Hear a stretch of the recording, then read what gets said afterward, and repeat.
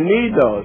Our score 13-6. The two Mustang touchdowns coming on the ground. Springman got the first one early in the first quarter, a 14-yard scamper around the left side. And then Johnson went over the right side on a 4-yard touchdown run.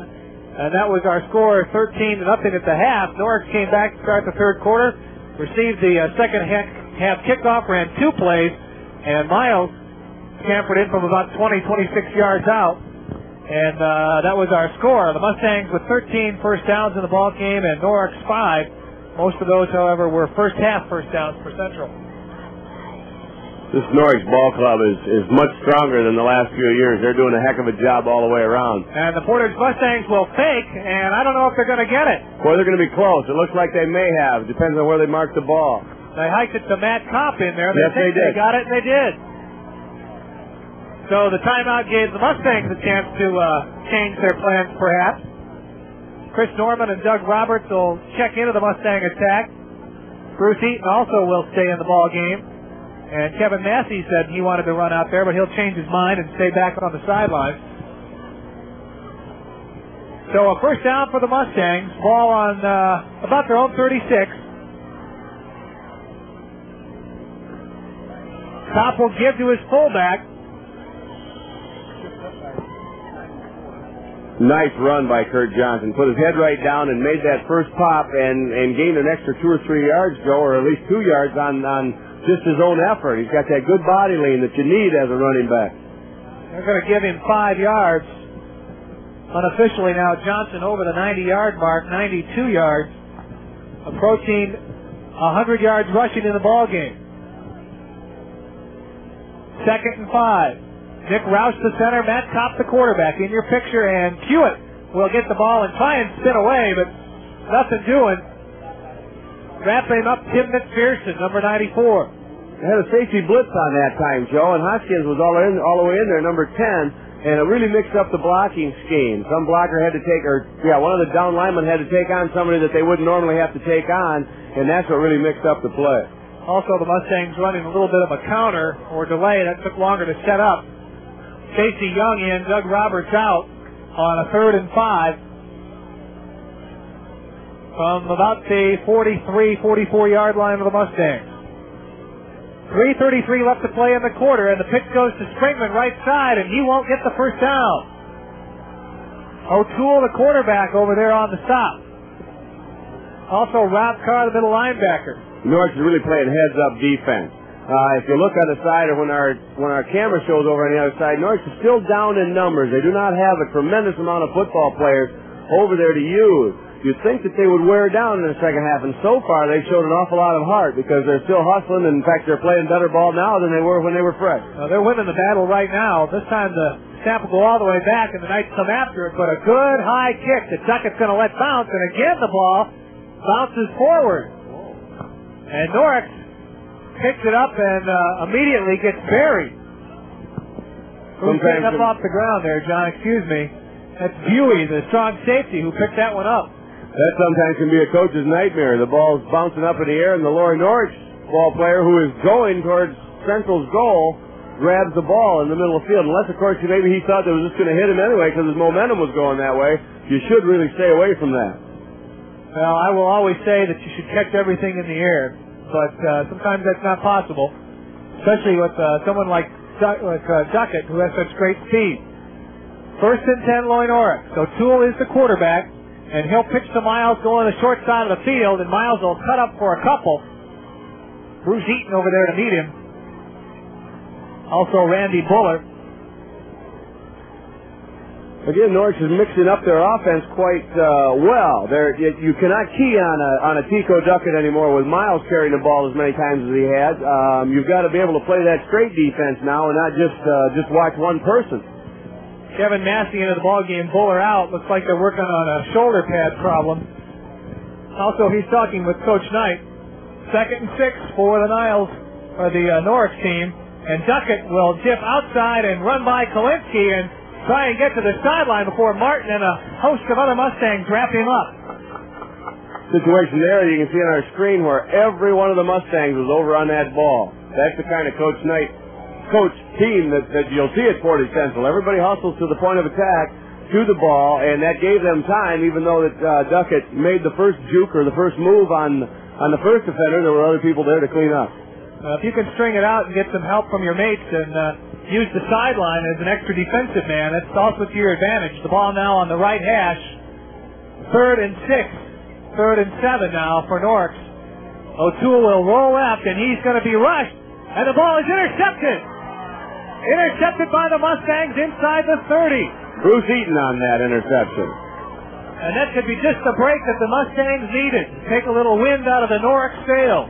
Boy, all the pressure in the world on O'Toole, and I think he released it when he shouldn't have, because he couldn't get enough mustard on it, and it was way short of any of Loy Norwich tonight, and right into the hands of Bruce Eaton. Looking for Pennington again, but Bruce Eaton, the linebacker, stepped in and made the grab.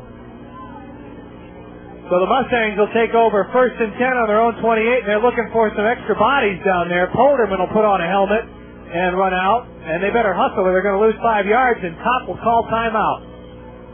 That's too bad. There's a situation where somebody didn't know where they were supposed to be at the time, and they had to use the timeout here late in the 3rd quarter, but you'd like to have those right down at the wire, Joe.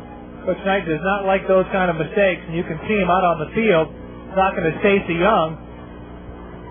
I don't know if Stacy was in the wrong spot or not, but Coach Knight talking to him, doing a little coaching out on the field, trying to rally the Mustangs, who have been outplayed so far here in the second half. But their defense coming up with the big play, the interception, the second of the night, the first for Bruce Eaton. And the Mustangs now with a golden opportunity to march into the end zone and regain control of the ball game. It's the kind of thing you need when your offense gets a little bit sluggish, is your defense to pick you up. It's kind of been a Mustang tradition. If one group is having a little bit of a struggle, the other group will pick you up and hopefully carry you until you can get back on track. Well, we saw it happen 2 weeks ago against Niles. The defense made the big play and the offense came to life. We'll see if it'll happen again. Mustangs in that double tight end formation. Back to the pro set, 1st and 10 from the 29 of Loy Norwich. Long snap count. And the give will go to Pewitt, one man to beat.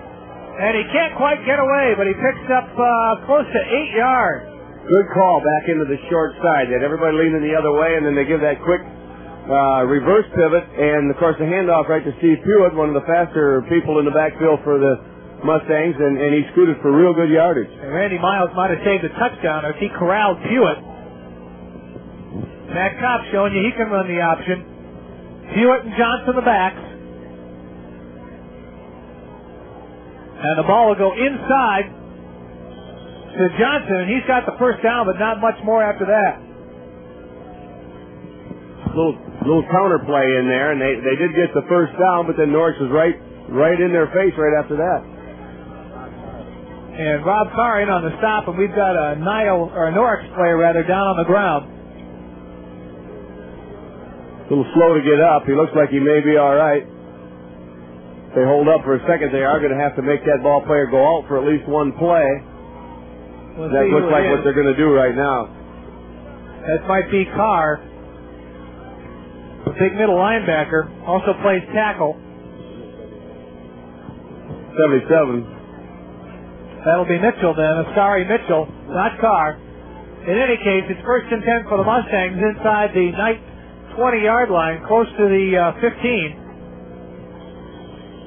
And that's the end of the 3rd quarter with our score, Portage Central 13, Loy Norwich 6. Well, offensively, Joe, you'd have to call that a Loy Norwich 3rd quarter. They dominated the 3rd quarter offensively.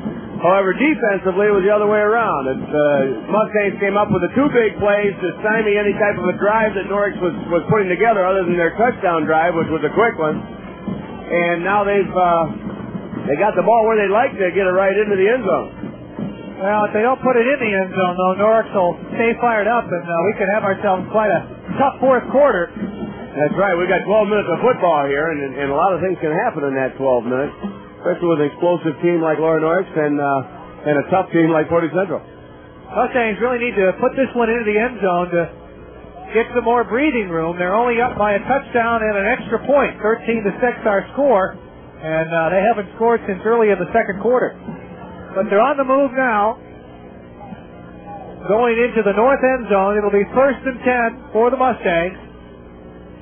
Caught the quarterback, turns and hands to Johnson, who fights his way down close to the 10-yard line and maybe inside the 10. Great run. He picked up a little bit early in there by Buey on the stop.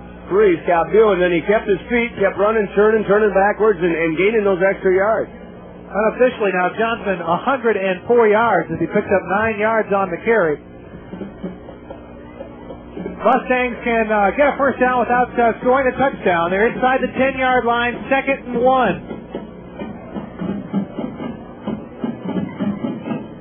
And Johnson will get the call again, and he's got a touchdown. He got them all right there, Joe. Just about the same play. It looked so good the last time they thought they'd try it again, and it worked just perfectly. So the Mustangs capitalize on the turnover. They go 30 yards for the touchdown. The last couple of those yards on the strong legs of Kurt Johnson, who went right up the middle for the score, and it's now 19-6 Portage Central. Kurt Johnson's got a good nose just for finding where the opening is, and that great body lean that gives him the extra yards. He's going to be an excellent back before he's done with his career here. He sure is. And Portage Central will go for 2. And they'll go the same play that got him the touchdown. And Johnson has it again. When it's working, Joe, stay with it. Boy, they did it 3 times in a row, and they got everything that they needed all the way down on that last little drive right after right at the start of the 4th quarter. This should swing the momentum again, and it may start to wear down the night. They may be getting a little bit tired. We mentioned earlier that they do not have all the bodies that Portage Central does, or maybe a lot of the other clubs do. And a lot of those good kids are playing both ways, and they may just be getting tired. You're going to wear down when you've got an offensive line that is as big as the Mustangs. Sperry goes 210, Canellis goes 210, Roush goes 200. Mike Ball is 181 pounds, and when Roberts is in there, he's 240. And you throw the tight ends in at 190 and 200 pounds, you've got a lot of weight moving you. Boy, that's a lot of beef, and when they're leaning on you all the time, like you said before, you're just going to wear out after a while. Our score, 21-6, Portage Central early here in the 4th quarter as they capitalize on the interception. Johnson getting the